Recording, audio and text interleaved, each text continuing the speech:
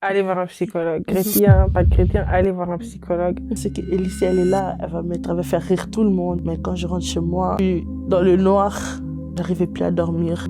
Je suis tombée dans la cigarette, tout ce qui est alcool, tout ce qui est boîte de nuit. J'ai dû vivre aussi un harcèlement. Et là, j'ai dit non, moi-même, je vais m'en sortir.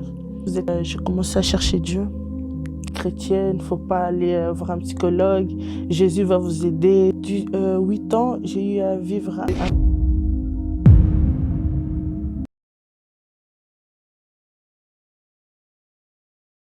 3, 2, 1. Hello tout le monde et bienvenue dans Becoming Befida, le podcast où l'on devient qui on est appelé à être. Alors aujourd'hui, je suis accompagnée d'une personne qui va se présenter elle-même parce que je ne pense pas que vous la connaissez déjà. Nous allons aborder un sujet qui est assez important, assez dur, mais important pour moi pour recommencer bientôt la nouvelle année. Et donc, je vais laisser la parole à Ellie afin qu'elle puisse se présenter brièvement. coucou tout le monde, voilà, je me présente, je m'appelle Ellie, j'ai 24 ans et ça fait maintenant 3 ans que je suis en Christ. Oui. Euh, Ellie, est-ce que tu peux un peu nous parler de ton enfance pour qu'on puisse un peu poser un contexte sur l'histoire qu'on va parler? D'accord. Et donc voilà. J'ai grandi au Congo, j'ai grandi sans ma mère et sans, sans mon père et ma mère m'avait laissée quand j'avais 1 année et j'ai plutôt eu une enfance très difficile. Car j'ai vécu sans ma mère, sans mon père, j'avais pas de repères. Et voilà. Ok. As-tu eu des événements qui t'ont marqué durant ton enfance, des choses qui t'ont assez traumatisé avant que tu puisses venir ici en Europe? Oui, quand ma mère, elle était au Congo, déjà l'absence de ma mère, ça a dû être quelque chose de très compliqué pour moi. Mhm.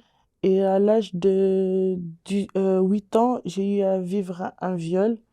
Mhm. J'étais pas conscient, je Oh. savais pas encore c'était Mhm. Tu savais pas quoi. c'était quoi, tu savais pas euh, poser des mots dessus, tu Oui, je vois. savais pas poser le mot dessus.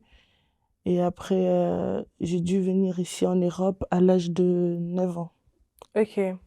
Et t'en as parlé à quelqu'un de ce qui t'est arrivé au Congo? Est-ce que t'as parlé de ton viol? Est-ce que t'as parlé de ce qui t'est arrivé ou t'étais vraiment dans l'inconscience par rapport à ce qui t'est arrivé? Ça, c'était par après que j'ai dû parler à ma mère.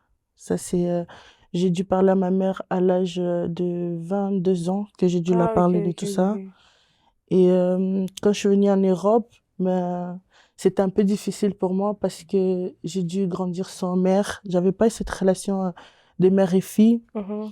Mais j'étais un peu une fille qui vivait sa vie, quoi, sans mère. T'avais pas vraiment de relation avec ta mère qui faisait Non, que bah tu peux lui ça n'allait raconter pas, tout oui. ou tout. Ok, ça va. Et après, j'ai dû venir, j'ai...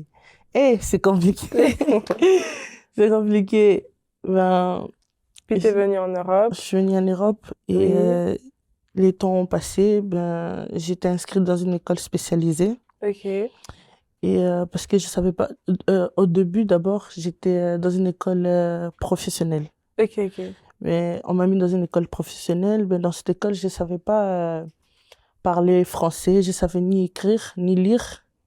Mais dans cette école, j'ai vécu du harcèlement parce que quand tu es un enfant, tu viens de l'Europe, les gens se Ouais. moquent de toi. Tu Euh, savais pas bien parler français, pas bien t'exprimer, donc les gens se moquaient de toi en fait. oui, ils se moquaient de Ok. moi et j'étais souvent insultée parce que je m'habillais pas bien, voilà quoi. Oui, oui, oui. Et après, ma mère a dû me changer d'école, Ok. qui a dû Dû à me l'harcèlement? dire l'enseignement. Oui. Elle a dû me mettre dans une école spécialisée. C'est une Ok. école où on apprend à lire et à écrire. Mhm. Et dans cette école, j'ai été là-bas. Et souvent aussi, comme je suis aussi l'enfant d'une personnalité publique, Mhm. j'ai dû raconter des Congolais là-bas, Ok. qui a fait que souvent on s'est moqué de moi parce que mon père il faisait des vidéos et j'ai dû vivre aussi un harcèlement. Par après, je savais pas c'était quoi. Pour moi, en fait, je m'en foutais un peu de tout ce qu'il disait. Mais à l'intérieur, ça me faisait mal.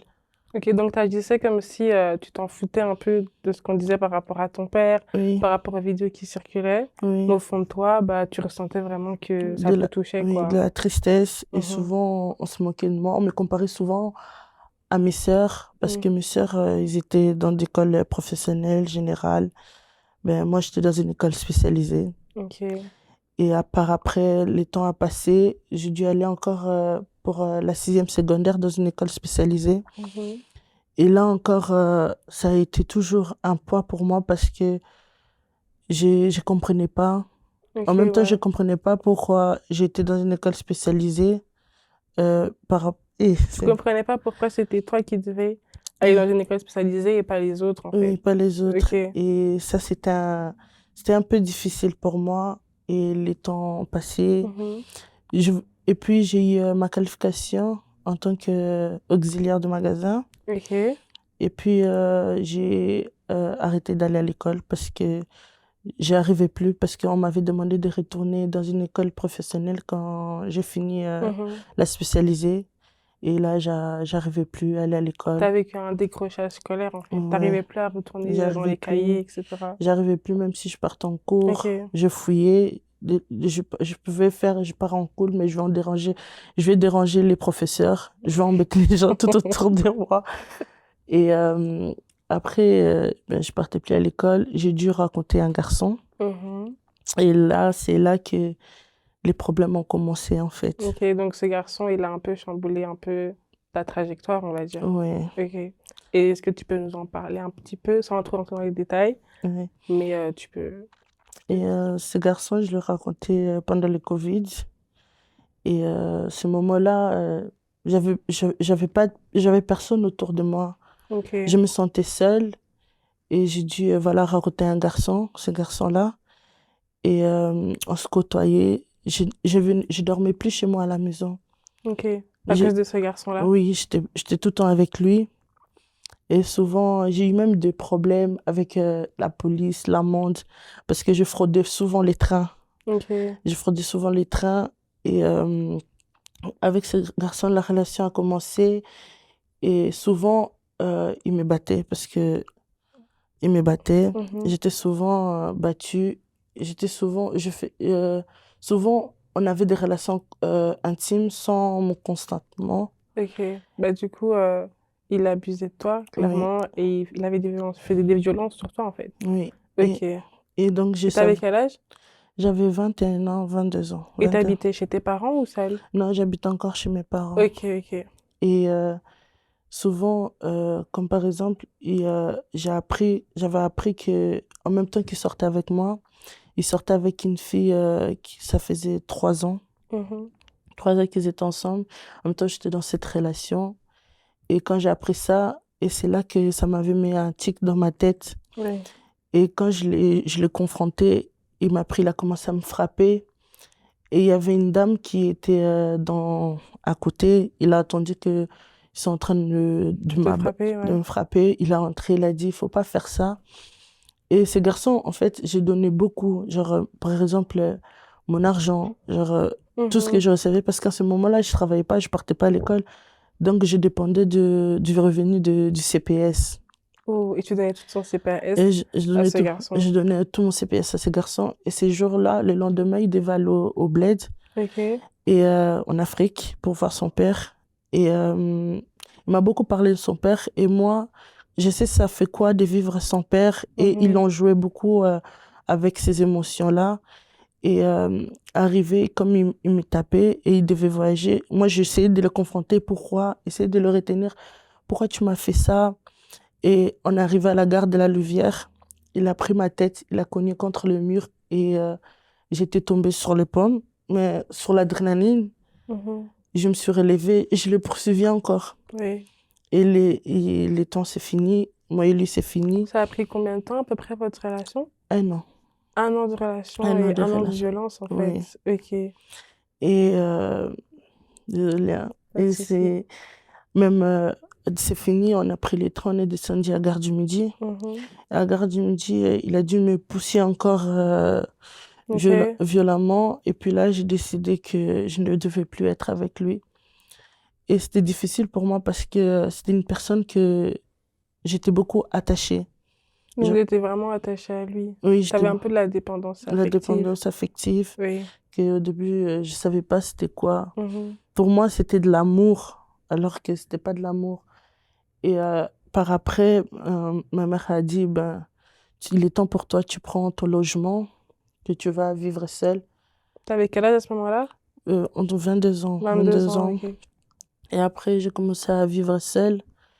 Et quand j'ai commencé à vivre seule, ben, je suis tombée dans la cigarette, tout ce qui est alcool, tout ce qui est boîte de nuit, tout Mhm. ce qui est, voilà, tout ce qui n'est pas digne d'un enfant de Dieu. Et Donc, t'es un peu tombée dans la débauche, on va dire. la Ok. débauche. Et dans le monde là, de la débauche, ben, j'ai connu un peu de tout parce que, entre guillemets, j'étais une personne un peu influente sur les réseaux. J'avais quand même des vues parce qu'à cette époque-là, je faisais plus de 400 vues, non, 4K vues sur Snap, 4000 vues sur Snap. 4000 vues Ok, donc t'avais sur beaucoup de gens qui te qui me suivaient et... suivaient. Mais les gens qui me suivaient, c'était les gens plus qui se moquaient de moi par après. Ok. Parce que Dieu, je suis l'enfant de... De... Et par après, ben, j'ai commencé à sortir souvent quand il y avait des afters avec, par exemple, des influenceurs Mhm. déjà connus. Par exemple, bon, NASA qui venait. Oui. On était souvent dans des appartements Mhm. avec eux. Bon, on les accompagnait. J'étais une fille, voilà. Oui, oui. On a Dans, compris, t'inquiète. voilà. Et par après, ben, j'étais amie avec une fille. Mhm. C'était ma grande copine, je l'appelais même ma cousine, Oui. parce qu'on était comme des sœurs. Et ça arrivait un moment, je me dispute avec elle parce qu'elle a voulu prendre mon sac. Ok. Et elle a voulu prendre mon sac, elle a voulu arracher mon sac. J'ai dit non, tu vas pas prendre mon sac et tout. Et par après, c'est passé, j'ai dû pardonner. Et puis une fois, elle m'a dit, ouais, Ellie, j'ai sauté avec mon ex, on prenait aussi de l'ecstasy. Ah, Je sais pas si vous ok. savez c'est quoi de l'ecstasy. Ben, c'est une drogue un peu... Oui, j'ai pris ça avec Ouais. lui. Et ma copine là, par après, elle sait que je prenais ça. Elle m'a invité à partir à une soirée after. C'était, Donc, elle t'a invité à un after et oui, elle a fait en sorte qu'il y ait de l'ecstasy là-bas. oui, il y avait de Ok. l'ecstasy. Et on était avec deux garçons, moi et elle. C'était ce jour-là, je sentais dans mon cœur que je ne devais pas sortir. Mhm. Et je me disais, non, je sentais vraiment Dieu voulait pas que je sorte, mais je me suis dit, non, rien va m'arriver. Je suis avec ma sœur, ma cousine, qu'est-ce qui va Mhm. m'arriver? On arrive dans le lieu de l'appartement, je sens un gros boom dans mon cœur, un gros boom, et j'ai dit, non, mon cœur, il voulait pas, genre, je sentais que Tu je devais, ressentais que tu devais pas être là, c'était pas ta place en oui, c'était pas fait. ma place, mais Ok. je me suis dit, non, c'est pas grave, je vais aller avec ma cousine. Je suis rentrée dans cet appartement. On a commencé à boire, on a commencé à fumer, prendre les stars. Et je tiens à préciser, c'était pas pour moi la première fois que je prends de l'ecstasy. Mhm. J'avais l'habitude de le prendre. Et on avait commandé des tanks, on a commandé des ballons. Et je tiens à préciser aussi, tout mon argent partait, tout mon argent partait dans des tanks, partait dans des ballons. J'ai terminé tout l'argent que je recevais. Ça arrivait même, je paye pas mon loyer parce que j'étais accro au ballon et c'est pas bien. Faut arrêter de prendre des tanks, ça détruit. Ça Faut détruit. arrêter ça. Faut arrêter, c'est pas bon pour la santé. Et j'étais très, très, très accro. Waouh. Et on a commandé, le monsieur de tank qui venait pas. Et j'ai commencé à me rapprocher avec un des garçons qui était là. Dans l'Airbnb en Dans la question. RMD, on a commencé Oui. à se rapprocher. Et on a voulu, bon, aller un peu loin, Mhm. mais ça n'a pas arrivé, ça n'a pas abouti. Je me sentais tout d'un coup pas bien. J'ai Mhm. commencé à me sentir pas bien. Je commençais à entendre une voix qui me dit, ma fille sort de cet appartement. Je me suis dit, ah, c'est quoi ça encore? Mhm. C'est quoi cette voix? Je me dis, je commence à me faire des allusions parce que j'ai pris de l'ecstasy, c'est Donc tu quoi? pensais que dû à l'ecstasy, tu avais des hallucinations. Oui. Et encore, j'ai commencé à avoir des bouffées de chaleur. Mhm. J'ai dit à ma copine, j'ai dit, je me sens pas bien. Elle m'a dit, viens au bord de la fenêtre, tu vas prendre l'air. Mhm. Et j'étais au bord de la fenêtre, je sentais comme si on me poussait, genre que je tombe et tout. Et j'ai dit non, je me sens pas bien. J'ai reculé. Elle est partie dormir avec un des garçons qui était là aussi. Oui. Il nous a laissé avec l'autre dans le canapé. Donc, elle t'a laissé avec le garçon avec qui tu avais eu un rapprochement. Oui, Ok, ok. dans le canapé et tout. Et j'ai commencé à crier le nom de ma copine. J'ai dit ça va pas et tout. Et ça va pas. Ils avaient mis une chanson. Moi, j'ai pris, j'ai enlevé. J'ai enlevé cette chanson. J'ai commencé à mettre la chanson de la sœur Rosny. Mhm. C'est la chanson de mon meilleur ami. J'ai commencé à chanter Ok. cette chanson. Tout d'un coup, je sens vraiment ça allait pas. J'entends vraiment cette voix de bon, Dieu qui me dit, ma fille sort de là. Et j'arrivais pas à À sortir. sortir de l'endroit. Oui, parce que je me dis, c'est Dieu qui me parle, c'est Oui. quoi? Et puis, elle est rentrée dans la chambre. Et puis, je dit, non, je vais essayer de dormir. Et je me suis endormie avec le garçon qui était à côté. On a fait, c'était un canapé lit. Et je vois un visage comme si c'était une personne vieux, je sais pas, Mhm. une tête bizarre. Et puis directement, j'ai crié le nom de dans ma poche, j'ai crié son nom. Et je dis, viens, sors de là, Ok, sors de cette ok. maison et tout. Cette maison, c'est pas bien, sors. Elle voulait pas sortir. Et j'ai dit, non, moi, je veux pas rester ici. Je veux qu'on parte de cette maison et tout. Elle voulait pas, elle voulait Tu pas. sentais qu'il y avait une ambiance bizarre dans la maison. Bizarre. Ok. Et puis, j'ai commencé à parler en langue alors que je connaissais pas Dieu. J'ai commencé à parler en langue dans l'appartement. Je comprenais pas. Ils ont commencé à dire, ta copine, elle est folle. Fais-la sortir, fais-la sortir de ce lieu et tout. Et puis, j'appelle mon oncle, parce que j'ai un oncle qui est plus jeune que moi. Oui. Je l'appelle, j'ai dit, ça va pas. Je suis dans un lieu. Elle lui dit, ah, il y a encore tes blagues, parce Mhm. que je suis une personne, bon. Encore tes blagues et tout. Il m'a raccroché au nez. J'ai appelé mes potes, personne n'a répondu. Et j'ai dit au moins, à ma pote, j'ai dit au moins accompagne-moi à la gare, parce que c'était à la gare du Nord. Ok. J'ai dit accompagne-moi à moi à la gare et tout. J'ai commencé à appeler ma grande sœur. J'ai appelé une de mes grandes sœurs, elle n'a pas répondu. Et j'ai appelé la tout grande. Oui, oui, oui. Elle m'a répondu. J'ai commencé à l'expliquer. J'ai dit, j'ai vu ça. J'étais dans une maison, ça, ci, ça. Elle m'a Mhm. dit, rentre à la maison. J'ai commencé à sentir, en fait, quand je descendais, j'ai oublié à préciser, quand je descendais les escaliers, j'avais l'impression que des esprits me poursuivaient. Oui, oui, oui. J'étais poursuivie par des esprits et tout. Et j'étais pas bien. J'ai commencé à dire à ma soeur, je sens, il y a des esprits qui me poursuivent. Je sens que je me sens pas Tu te bien. sentais pas bien, en Elle fait. m'a dit, non, ne rentre pas chez toi. Viens chez moi à Lost. Et là, il était vers 6 heures, 5 heures.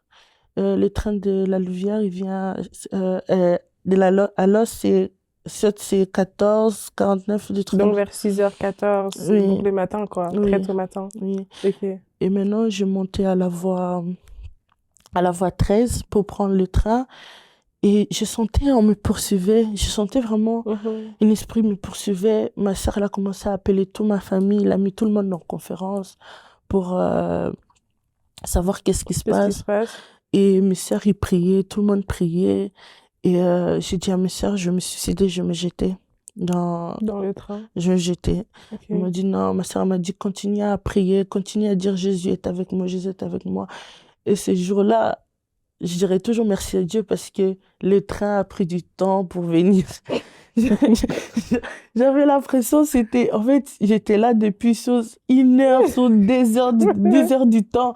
J'ai l'impression, en fait, la vie s'est ralentie. En fait, la vie s'est ralentie, tout était calme, tout était sans, Mhm. mais je sentais des choses qui me poursuivaient et tout. Et puis, je suis montée dans le train, j'entendais des voix, Donc, t'es quand même monté dans le train quand il est oui, arrivé. oui, Ah, gloire à je Dieu. suis montée et j'étais quand même Tu te perdue. sentais pas bien, oui. Ma sœur, elle priait, ma mère, elle priait, mon père, tout le monde priait. Dans la conférence, j'attendais des prières. On me disait, Élie, ça va aller. Mhm. Élie, ça va aller. J'ai dit, non, je vais mourir, je vais mourir. J'étais Dans les vapes un dans les peu. vapes, tout ça. Et quand je suis descendue, ma sœur, elle est venue me chercher en voiture. Elle m'a demandé qu'est-ce qu'il y a. Et puis, je me souviens pas. Je me suis réveillée, il y avait des adorations, en fait, dans la voiture de Dans ma la sœur. voiture, oui. Et je suis montée. Son mari m'a demandé qu'est-ce qui se passait. J'ai dit, j'ai vu des choses bizarres. Mhm. Je tiens à préciser, c'était pas la première fois que je prends de l'ecstasy. Quand même, j'avais l'habitude de prendre la drogue. Donc, je savais l'effet. Mais ce jour-là, c'était vraiment bizarre. C'était pas comme d'habitude. C'était pas comme d'habitude. Oui. Et puis moi, je voulais confronter seulement ma copine là. J'ai dit non, c'est pas normal ce que j'ai vu. C'est pas normal. Ma mère elle m'a dit, laisse cette fille, tu sais, maman congolaise. Oui. Oh, moni déjà connatique. Moi, j'ai dit non, non, non. Et j'ai appelé, j'ai dit, t'as vu ce que j'ai vu et tout. Elle m'a dit, oui, mais il fallait que je parte avec toi et tout. Mais j'ai dit, mais pourquoi t'es pas partie Donc, avec quand tu moi? l'as appelée, elle a dit Oui, qu'elle a vu la même oui, chose que elle a toi. vu ce que j'ai vu et Ok. tout. Donc, c'était vraiment, il y avait un esprit Oui, bizarre, il y avait quoi. vraiment quelque chose de Comme bizarre si parce la que maison était un peu hantée. j'étais hantée parce que ces personnes, je, je suis sûre, dans le lieu où j'étais, c'était vraiment pas là où il y a la présence de Dieu, c'était vraiment quelque chose de bizarre. Mhm. Elle a commencé à me dire, oui, je sais ce que tu as vu, c'est vrai et tout. Ça a passé, moi j'étais tellement sur les chocs et comme j'ai pris, j'ai commencé à mettre mon témoignage sur Snap. Mhm. Mon premier réflexe, c'est mettre ça sur Snap. Et j'ai commencé à expliquer et tout. J'ai expliqué ce que j'ai vu. Les gens se sont dit, mais ça, c'est Ok, pas vrai et ok. tout. Et puis, par après, j'ai dû quitter chez moi là-bas où j'habitais parce que j'arrivais plus à dormir la nuit. Ok. Et à quel moment t'as su que bah, tu te sens pas bien dans ta personne, en fait? C'est au moment où je suis rentrée chez moi Ok. et là, j'étais pas du tout bien. Donc, c'est là que t'as commencé ta À dépression, quoi. être en dépression. Ok. Et là, parce que j'arrivais plus à dormir. Mhm. Souvent, pour dormir, j'ai appelé ma copine qui restait, qui restait des heures au téléphone avec moi, à prier avec moi. Et je dormais souvent la lumière allumée. Et je dormais souvent la lumière allumée. Souvent, je sentais comme si j'allais mourir. Ok. J'ai voulu plusieurs fois me suicider. Une fois, encore, je remercie Dieu parce que ça n'a Abouti. abouti. J'avais pris un couteau et je dis aujourd'hui, j'en ai marre de ces oppressions. Je vais mettre fin à ma vie. Ok. J'ai pris un couteau, j'ai mis sur moi et puis ma copine, elle m'appelle. Oh, Ellie, ma pote, elle sait pas où dormir. Elle peut venir chez moi. Elle est déjà en bas de chez toi. Je l'ouvre la porte, je l'explique. Et encore une fois, on m'a dit non, ça va pas, tu retournes chez ta mère. Et là, j'ai commencé à chercher Dieu. Avec ma mère, elle me menait souvent à l'église. Mhm. Bon, comme l'église de ma mère, j'aime pas trop. C'est une église où les mamans, ils mettent les foulards. Les églises traditionnelles congolaises, tu C'est vois. pas ça, Ok. vrai. J'ai dit, oh, va ici, pardon, c'est chaud. On me demande d'enlever les perruques parce que là-bas, j'ai dit, c'est chaud, va ici. Et puis, j'ai commencé à aller à l'église de ma pote, là, qui est restée tout le temps avec moi au téléphone, prier. Là-bas aussi, j'ai pas Ok, aimé. ok. Et donc, à ce moment-là, t'étais retournée chez tes parents? Oui. Ok, Et puis, j'ai ok. commencé à aller dans cette église. Et puis, j'ai cherché une église et je suis partie dans l'église sur les Salut où il y a Maman Sandra Mbouy. Ok, Oui. Et là-bas, j'ai eu ma délivrance de l'esprit de suicide. ok. Bon, je savais pas encore que j'étais en dépression et tout, mais Maman Sandra a beaucoup été là pour moi, beaucoup soutenu. Et après, j'ai cherché encore une autre église. Mhm. Et là, je suis dû aller à FBM, Ok, et chez Prophète Romano. Et c'est là-bas que vraiment j'ai compris que j'étais en dépression. ok. Et une fois que tu as compris que tu étais en dépression, qu'est-ce que tu as fait? Est-ce que tu as Mhm. cherché à te faire aider? T'as fait quoi? Comment ça s'est déroulé à partir du moment où tu as su que tu étais en dépression? Au début, euh, j'ai cherché de l'aide chez les hommes. Par exemple, Ok. euh, les gens qui m'entouraient, Mhm. je courais souvent vers les frères et Donc, quand sœurs, tu dis les hommes, c'est les humains en général. les Ok. humains. Je courais souvent, voilà, vers les frères et sœurs de l'église, les sœurs. J'ai pleuré souvent. Les sœurs, ils priaient pour moi. Mais par après, je pouvais plus compter sur eux. Ok. Parce que ils peuvent m'apporter de l'aide, de la prière. Mais c'est moi-même aussi, je dois vouloir de l'aide. Parce que je voulais de l'aide, mais en fait, je voulais pas réellement me faire aider. C'est Ok. bon. Donc, en fait, quand tu étais face aux gens, Mhm, tu te sentais, on va dire, mieux. Et une fois que tu étais toi-même mhm, seule, oui. c'était la dépression C'était totale, la quoi. dépression, oui. Ok.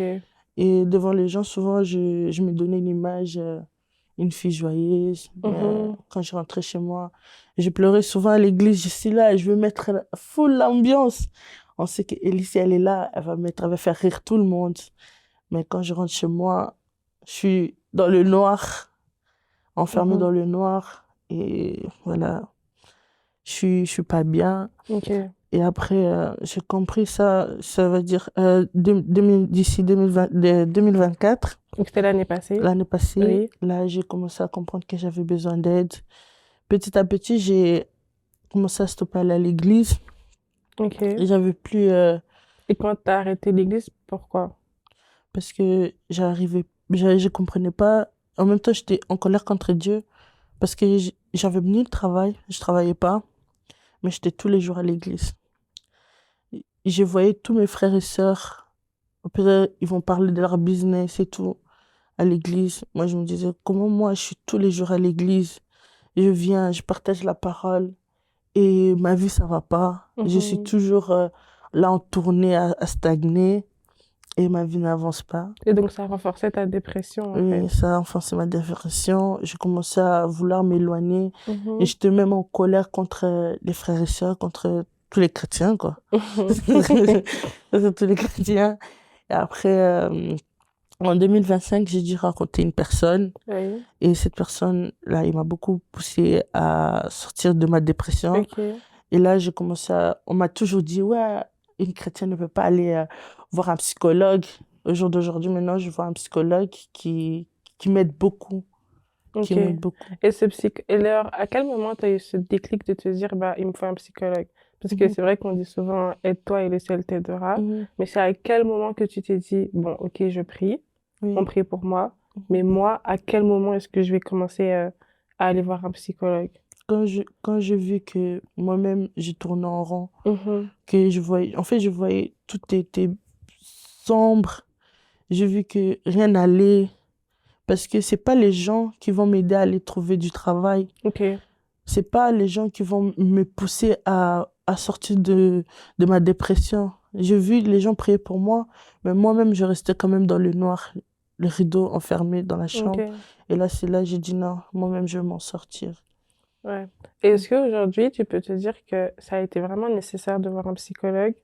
Est-ce que tu conseilles ça aux gens de voir un psychologue, de prendre cette décision-là de se faire aider tout simplement? Oui, c'est vraiment nécessaire en tant qu'enfant de Dieu, même si on vous dit, oui, vous êtes chrétienne, faut pas aller voir un psychologue, Jésus va vous aider, Jésus va vous guérir. Oui, Jésus va vous aider, mais c'est par vous-même aussi, vous devez faire en sorte de aller voir un psychologue. Mhm. Jésus, il va être là. Oui, La prière, c'est bien, mais c'est aussi la fesse physique. oui. Il y a la fesse spirituelle, mais il y a la fesse L'aspect physique aussi. physique. Et ça, c'est très important. Par exemple, quand on est malade, on va voir vite un médecin. Mais c'est la même chose. Quand ça va pas mentalement, il faut aller voir un psychologue. Et ça, on m'a toujours dit, oui, en tant que chrétienne, faut pas aller voir un psychologue. En Si tant tu que vas... noir aussi. Oui. Si tu vas voir un psychologue, ça veut dire t'as pas de foi. Souvent, on me disait ça, t'as pas la foi, hein. Pourquoi tu vas aller voir un psychologue? Ça veut dire que tu crois pas en Dieu. Alors que non, je crois en Dieu. C'est juste, Dieu même, il a mis ces personnes-là pour nous aider. C'est la Mhm. même chose quand tu es malade, tu vas voir un médecin pour qu'il puisse te donner, prescrire les médicaments pour que tu guérisses. J'ai déjà précisé, il ne faut pas faire tous les psychologues, ce qu'ils disent. Ça, on va tout faire. On va Oui, avoir les discernements, oui, c'est vrai. prier. Parce que moi, j'ai prié pour avoir cette Oui, psychologue-là que je oui, vois oui. au jour d'aujourd'hui. Mhm. J'ai prié, c'est pas un psychologue chrétien, Mais, mais j'ai prié Dieu pour qu'il me guide vers le beau chemin. Et Dieu oui. m'a guidé. Et je vois un psychologue, au jour d'aujourd'hui, ça va. Ça s'est calmé, la colère que j'avais sur les hommes de Dieu, ça s'est Oui. calmé. Et au jour d'aujourd'hui, ça va par la grâce de Dieu. Ok. Et tu peux dire aujourd'hui que tu es guéri de la dépression ou tu es encore en phase avec la guérison? Je suis sur la face de la guérison Oui. et au jour d'aujourd'hui, ça va. Mhm. J'ai, je commence à travailler, j'ai mon contrat de CDI que Ah, gloire à Dieu. autrefois, j'avais pas. Je vais à l'église. Je recommence à aller à l'église, mais pas. Oui. Mais pour l'instant, je suis sur le bon Petit chemin. à petit. Oui. Et est-ce que tes parents disent, qu'est-ce que ta famille, est-ce que tu as été parler à ta famille par rapport à ta dépression? Est-ce que tu as essayé de discuter avec tes proches, vraiment les proches, pas vraiment tous les gens de l'église, mais ta famille Oui, proche? par après, parce que j'ai eu ma sœur. Mhm, Bon, ça, j'ai sauté beaucoup d'étapes. Ma sœur, par après, ils m'ont beaucoup aidé. Par mhm. avec ce que j'ai traversé, mes parents, ils m'ont beaucoup T'as subi des soutenu. décès aussi dans ta famille, tu m'as Oui, dit. oui, ça, j'ai oublié de préciser. L'année 2023, j'ai eu vraiment des personnes proches qui sont morts L'un à la suite de l'autre. l'un sur de l'autre. L'autre est mort en 2023. 2024, j'ai eu à perdre une copine par un accident de Marbella. J'ai eu à perdre une personne que j'étais très proche Mhm, et mourir. Et j'ai eu à perdre ma grand-mère en 2024. Et donc, tout ça, ça m'avait rendu mal. mhm. Et par après, j'ai compris que je devais vraiment me faire aider. Ok, Et mon copain, bon, mon copain que je suis au jour oui. d'aujourd'hui, il me motive beaucoup, il me pousse vraiment à aller de l'avant. Et là, j'aurais jamais pensé, au jour d'aujourd'hui, être comme ça, parler comme ça. Dire ton témoignage, parler de Oui, ta dépression. jamais j'aurais fait parce que Ok. j'étais souvent une fille qui ne parlait pas, qui rigolait beaucoup, mais quand il s'agit de parler d'elle, j'arrive pas. Je suis Ok. souvent bloquée. Et au jour d'aujourd'hui, mes parents, ils me disent qu'ils sont fiers de moi. Et Mhm. ça, avant, j'avais pas. Et je pense que tout enfant aime savoir que Les sont parents sont fiers fiers de de. toi. Oui, Oh, c'est une belle chose. C'est un beau oui, témoignage en tout cas. oui. Est-ce que tu as un mot à faire passer aux personnes qui nous écoutent? Est-ce que tu aimerais leur donner des conseils ou quelque chose? Oui, ce que je pourrais dire, c'est que surtout de faire confiance à Dieu. Peu importe les temps ça va prendre, peu importe le processus ou que la vie te semble difficile, ça finit toujours par arriver. Parce que moi, au jour d'aujourd'hui, j'aurais jamais pensé être dans ces stades-là que je suis aujourd'hui. J'aurais jamais pensé que moi, avoir un travail, un contrat de travail, parce que j'étais une fille, voilà, j'aimais pas l'école. Même si j'avais un travail, je perdais au bout de 2 semaines, je perdais mon travail. Au bout de 2 semaines, je perdais mon travail. J'aurais jamais pensé être là où je suis aujourd'hui. Mhm. Peu importe ce que les gens peuvent dire de toi, peu importe ce que les gens vont t'insulter, vont se moquer de toi. Toi, juste garde la tête, garde la foi en Dieu. Aujourd'hui, ça va pas, demain, ça ira. Mhm. Et surtout, les gens trouveront toujours à dire et à critiquer. Faut vraiment boucher ses oreilles et avancer. Non, c'est vrai. En Mm, tout cas, moi, je mm, suis très contente que tu aies pu parler de ça. Je pense que ça mm, t'a aussi libéré de pouvoir en parler. mm, Et moi, j'aimerais dire aux téléspectateurs, aux auditeurs et tout ça, allez voir un psychologue. mm, Chrétien, pas chrétien, allez voir un psychologue. mm, Ça peut vraiment, vraiment beaucoup vous aider. Parce que mm, des fois, on pense qu'on peut faire les choses tout par nous-mêmes. mm, Mais comme elle a dit, si Dieu a mis des médecins, il a mis des psychologues, il a mis des psychiatres, tout ça, c'est qu'à un mm, moment donné, ben, c'est qu'on doit les utiliser. Et donc, si on peut les utiliser, si on peut avoir accès à ça, mm, prenons ben, l'initiative de le faire mm. et pour pouvoir aller vers une potentielle guérison. Et donc, je pense que c'est super important. Mhm. Et donc, vraiment, merci d'avoir pu partager avec nous bah, ton témoignage. Merci à toi. Avec plaisir. Mm, Et bah, c'est bien parce que tu peux donner aux auditeurs mm, ben, l'espoir que tout peut aller mieux. Tu as mm, vécu un viol, tu as mm, vécu des décès, tu as mm. vécu Ah, ben, toutes ces choses-là avec mm, l'extasie, mm, etc. Pourtant, ben, tu es là face à nous ouais. aujourd'hui, très sobre. Très sombre, je fume plus, je bois plus. Alors qu'avant, j'étais trop accro à la cigarette. Moi, si je ne fumais pas, si j'avais pas comment on fait ça, voilà, quoi. Mm. J'étais là, j'ai tremblé, mais au jour d'aujourd'hui, ça va. Ça va. Oui, gloire à Dieu. Mm, En tout cas, merci beaucoup d'avoir participé mhm. à mon épisode Ellie. Je te Merci. remercie vraiment et j'espère pour toi que tout ira encore mieux et que tu pourras arriver vers la totale guérison. Merci En tout beaucoup. cas, un grand merci pour ta présence Oui. et à la prochaine pour un prochain épisode. Au revoir.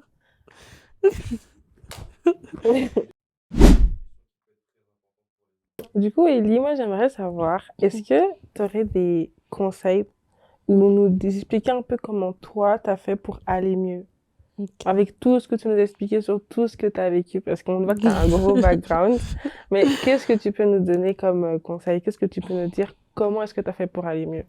De un, j'ai beaucoup en parlé. J'ai été entourée de bonnes personnes. Je salue ma sœur Leslie, que je suis tout le temps H24 avec elle au téléphone. C'est très important quand tu es à ces stades-là de dépression, parce qu'il y en a beaucoup de personnes qui se suicident. C'est de vraiment être entouré de bonnes personnes, des bonnes personnes qui t'aident, qui te poussent. Et j'ai beaucoup aussi lu ma Bible, qui m'a beaucoup aidé, parler. Parce qu'il y a aussi, il y a eu des moments où je n'arrivais pas à prier. Ok. Ben, c'est l'intérieur, je laissais souvent l'intérieur de Ton moi cœur parler. parler. Et ce que la psychologue m'a conseillé plus à faire, c'est de beaucoup lire des livres, des choses que j'aimais bien faire souvent. Comme j'ai pas eu une enfance chouette, ben, il a dit de faire ce que j'aimais. Par exemple, ben, dans mon enfance, je sortais pas beaucoup. Ben, elle m'a conseillé de beaucoup sortir. Par exemple, aller au parc. Juste le fait d'aller au parc, j'aime bien. Voilà. En tout cas, merci beaucoup. Mm. Et t'as rien à rajouter, c'est bon? Mm. Merci.